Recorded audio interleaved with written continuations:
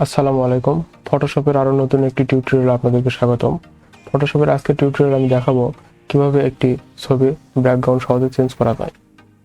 তার আগে বলে রাখি, যারা আমার চ্যানেলের নতুন ভিউয়ার্স তারা দয়া করে চ্যানেলটি সাবস্ক্রাইব করুন এবং ভিডিওটি ভালো লাগলে অবশ্যই একটা লাইক করুন। তাহলে চলুন শুরু করা যাক আজকের ভিডিও।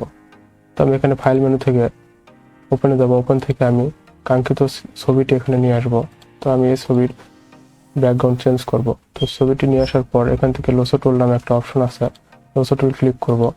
তো আমি সাধারণত দ্বিতীয় অপশন থেকে ছবিটির ব্যাকগ্রাউন্ড চেঞ্জ করব। তো আমাকে প্রথমে যেটা করতে হবে, ছবিটি বড় করে নিতে হবে। তো আমি ছবিটি বড় করে নিলাম। তো ছবির এই অংশ থেকে আমি কাটবো।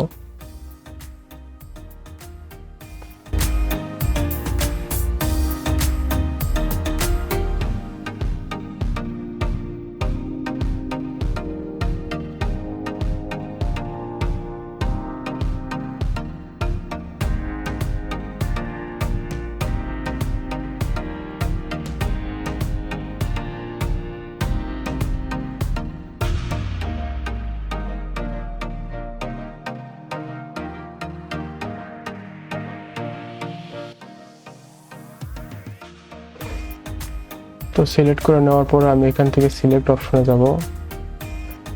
সিলেক্ট অপশনে যাওয়ার পর এখান থেকে ইনভার্স অপশনে যাব। তো ইনভার্স করে নেওয়ার পর ছবিটি বাইরের অংশ সিলেক্ট হয়ে যাবে।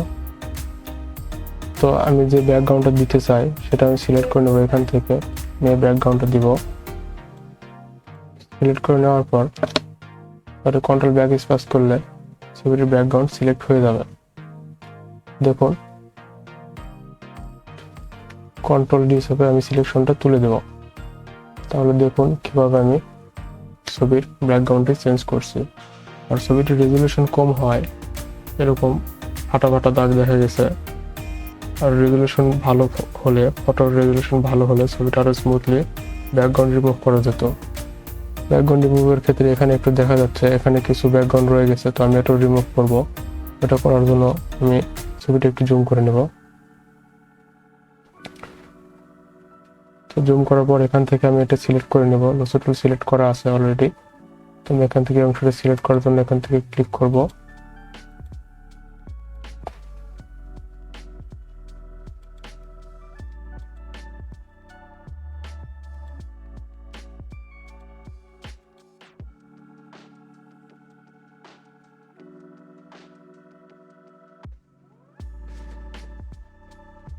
এখান থেকে কন্ট্রোল ব্যাক স্পেস দিব। তাহলে অংশটা আমার সিলেক্ট হয়ে গেছে। তাহলে দেখুন খুব সুন্দরভাবে এবং খুব সহজভাবে ছবির ব্যাকগ্রাউন্ড চেঞ্জ করা সম্ভব। তো আপনারা চাইলে এভাবে যে কোনো ছবির ব্যাকগ্রাউন্ড চেঞ্জ করতে পারবেন। তো ভিডিওটি কেমন লাগলো অবশ্যই কমেন্টে আমাকে জানান। আর ভিডিওটি ভালো লাগলে অবশ্যই একটা লাইক করবেন এবং চ্যানেলটি সাবস্ক্রাইব করবেন। আজকে এ পর্যন্তই। সুস্থ থাকুন, ভালো থাকুন। আল্লাহ হাফেজ।